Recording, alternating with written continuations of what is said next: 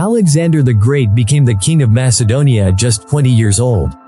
And with unstoppable determination, he conquered most of the known world during his reign. Imagine this: one young man holding the entire world in his hands. But Alexander wasn't a king who sat safely behind the throne watching battles from afar. He led his army himself, right at the front lines.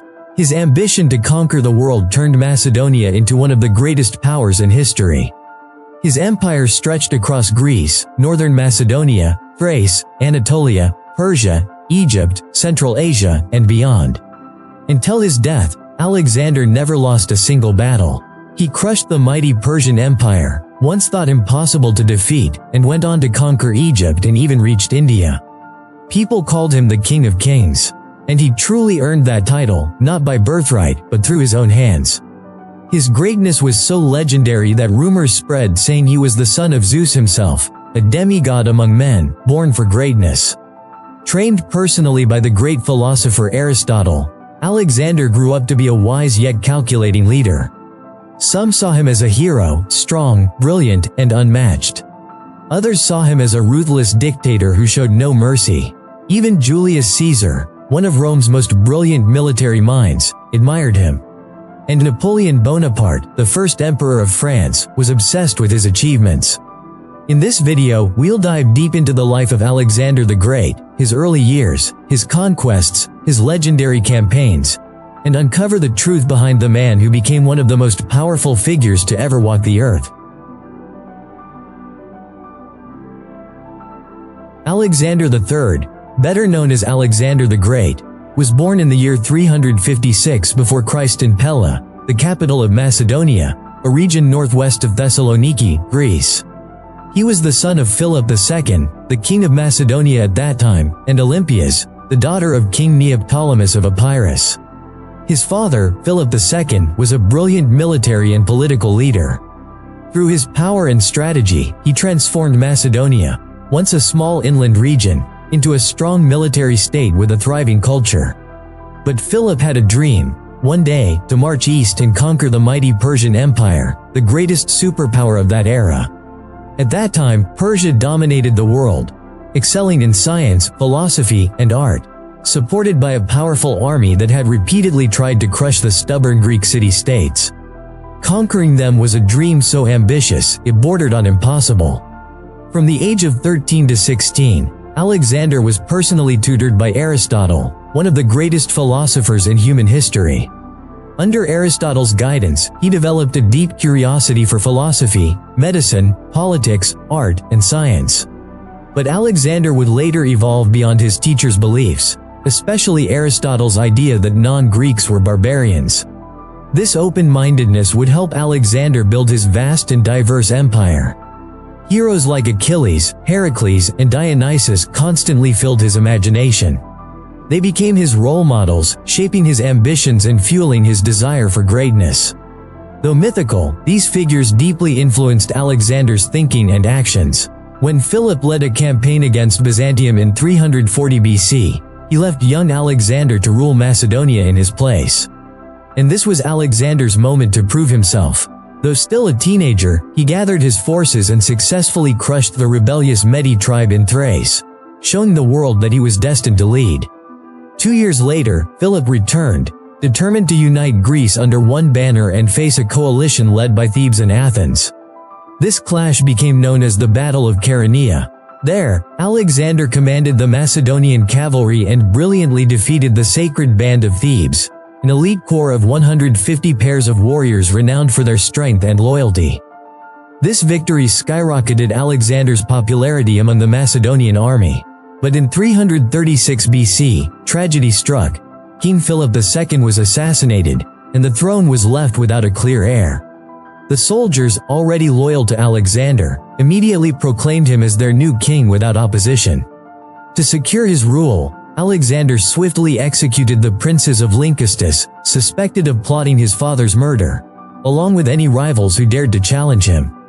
He then convened a meeting of Greek city-states that his father had planned, known as the League of Corinth, to reaffirm Greek unity. Finally, Greece would realize its ancient dream, to conquer Persia. At this meeting, Alexander was unanimously chosen as the supreme commander, or generalissimo, of the Greek forces. But before striking east, he needed to secure Greece itself. He spent time bringing rebellious city-states back into the alliance, often by force, and led a campaign against northern tribes. However, while he was on campaign, rumors spread that Alexander had died. Seeing this as their chance, Thebes rose in rebellion. Other Greek cities, including Athens, supported the revolt. When Alexander heard the news, he responded immediately. He forced his troops to march 240 miles, 386 kilometers, in just 2 weeks, arriving at the gates of Thebes. He offered them one chance: surrender and rejoin Greece peacefully. But Thebes refused. Alexander's response was swift and brutal. He stormed the city, destroyed it completely, sparing only temples and the house of the poet Pindar. Around 6,000 people were killed, and the survivors were sold into slavery. The destruction of Thebes sent shockwaves across Greece. Terrified by Alexander's power, other city-states quickly surrendered. When he turned to Athens, they immediately submitted, and Alexander, showing restraint, forgave their betrayal. Once again, he had restored order through strength and steel. But deep within him, there was a conflict, a desire to be truly accepted by those he conquered. He dreamed of uniting people not through fear, but through respect and cooperation. Yet he knew, in the world he lived in, violence was often the only path to peace. Now, Alexander stood as the undisputed king of Greece, a feat no hero of Sparta or Athens had ever achieved. Behind him stood the finest warriors of Macedonia and 40,000 Greek soldiers, ready to march east, to face the greatest empire the world had ever known, Persia. Compared to the mighty Persian Empire, Macedonia, or even Greece itself, was tiny. But Alexander believed his army was better trained, better equipped, and that his tactics could outsmart Persia's overwhelming numbers. From the moment he took the throne, Alexander's mind was set on one goal: the invasion of Persia. He had been raised with stories of the Persian menace, and now, he would become the one to end it. Beyond ambition, he also needed Persia's wealth, to maintain the powerful army built by his father, Philip II, and to pay off Macedonia's massive debts. He'd heard the tales of 10,000 Greek mercenaries led by Xenophon, who crossed Persian territory and lived to tell the tale. He also knew about the Spartan general, Agesilaus, who once fought Persia and proved the empire could be defeated. So, when Alexander marched east, he did it with confidence, and one of the finest cavalry forces ever assembled. In 333 BC, his army clashed with the massive Persian forces led by the new king, Darius III. Alexander had only 32,000 men, but he moved faster than the Persians could imagine. His attack was brutal and direct, and it shattered the Persian line. According to the historian Arrian, Alexander's very presence changed the course of battle. Unlike Darius, who commanded from a distance, Alexander fought on the front lines, taking blows himself, even surviving a spear to the chest and a crushing axe blow to his helmet. He nearly lost his life that day, saved only by one of his commanders. But his courage inspired his men to fight harder. Alexander's belief in his superior tactics was proven right. The Persian army, spoiled by decades of luxury and peace, lacked discipline and had few trained horsemen.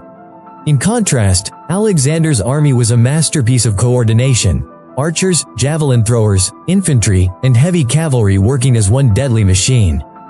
By mastering the art of combined warfare, he crushed the Persians and forced King Darius to flee the battlefield, barely escaping with a few loyal men. Asia Minor now belonged to Alexander. Panicked, Darius retreated to Babylon and began raising an enormous army, over 1,400,000 soldiers, a mix of Persians, Medes, and mercenaries from across the empire. Darius marched once again to meet Alexander in battle, but the Macedonian phalanx cut through his lines like a blade through silk. Seeing defeat approach, Darius ran once more, this time abandoning even his wife and family. Ashamed of his cowardice, his own mother disowned him and instead declared Alexander as her true son. That gesture became a powerful symbol, helping Alexander legitimize his rule over Persia. In 332 BC, Alexander reached the city of Tyre, which refused to surrender. He laid siege to it for 7 long months. When the city finally fell, his rage erupted. He allowed his men to massacre 30,000 people. It was one of the darkest chapters of his campaign, a reminder that greatness and cruelty often walk hand in hand. From there, Alexander moved south into Egypt. The Egyptians welcomed him as a liberator, and he was crowned pharaoh, the successor of Darius himself. Darius tried again and again to negotiate peace, begging for his family's return, but Alexander refused every offer. Finally, in 331 BC, their armies met in one of the most decisive battles in history. The Battle of Gaugamela. Both sides knew the future of the Persian Empire hung in the balance. And once again, Alexander triumphed. Darius fled, for the last time, toward Ecbatana, with Alexander in pursuit. But before Alexander could reach him, Darius was betrayed and killed by his own men, led by the noble Bessus. When Alexander found out, he hunted Bessus down, had him tortured and executed for murdering his king. And in a gesture that showed his respect for his fallen rival, Alexander gave Darius a royal funeral. With Darius dead, Alexander claimed the Persian throne for himself. The ancient enemy of Greece was no more. Persia had become part of Greece's empire. To secure his control, Alexander allowed the Persian provinces great autonomy, even letting them keep their own traditions and religions. He didn't force Greek customs on them. Instead, he began adopting Persian culture himself. He wore their clothes, learned their ceremonies, and embraced their people, which made him popular among Persians, but deeply unpopular with his own Macedonian soldiers. One night, during a drunken argument, a close friend and general insulted Alexander for becoming too Persian. In a fit of rage, Alexander killed him. From that moment, the distance between him and his men grew wider. To regain unity, and perhaps to feed his growing obsession, Alexander launched another campaign, this time eastward, toward India. In 326 BC, he crossed the Indus River and entered Taxila. The ruler of Taxila welcomed him with gifts, elephants, and even soldiers, hoping to ally with Alexander against his rival, King Porus of Hydaspes. When the two armies met at the Battle of the Hydaspes River, Porus fought bravely, so bravely, in fact, that when he was finally defeated, Alexander spared his life and made him an ally. After that, Alexander pushed further east, conquering more kingdoms, facing fierce resistance, but never once being defeated. Yet his greatest challenge came not from the enemy, but from within his own army. Years of endless war, brutal marches, and harsh tropical climates had broken their spirit. Exhausted and homesick, his soldiers refused to march any farther. They had reached their limit. Understanding their pain, Alexander reluctantly turned back. That decision marked the end of his conquests and the beginning of the end. He spent his final years trying to consolidate his vast empire, dealing with rebellious governors, cultural conflicts, and the growing tension between Greeks and Persians. Eventually, he returned to Babylon, weary, heartbroken after losing his wife during a great festival in Ecbatana. He fell ill soon after, and 10 days later, on June 13, 323 BC, Alexander the Great died. At just 33 years old, after ruling for 12 years and 8 months. After Alexander's death, no heir had been officially appointed to the throne. His generals then chose Philip II's half-witted illegitimate son, Philip Arrhidaeus, and Alexander's own son by Roxana, born after Alexander's death, Alexander IV, as joint kings. After much negotiation, they agreed to divide the empire's territories among themselves. The empire barely held together as one after Alexander's death. Both kings were eventually murdered, Arrhidaeus in 317 BC, and Alexander IV around 310 or 309 BC. The provinces quickly turned into independent kingdoms, and Alexander's generals began declaring themselves kings, following the example of Antigonus, who had already taken the royal title in 306 BC. Alexander's greatest mistake was failing to prepare a successor capable of ruling the vast empire he had built. After his death, the cities under his dominion descended into chaos. His generals fought one another, each seeking to become the new supreme ruler. The only force that had truly held the empire together had been Alexander's own dynamic personality. He combined an unrelenting drive to push both himself and his army to the limits with a flexible and strategic mind.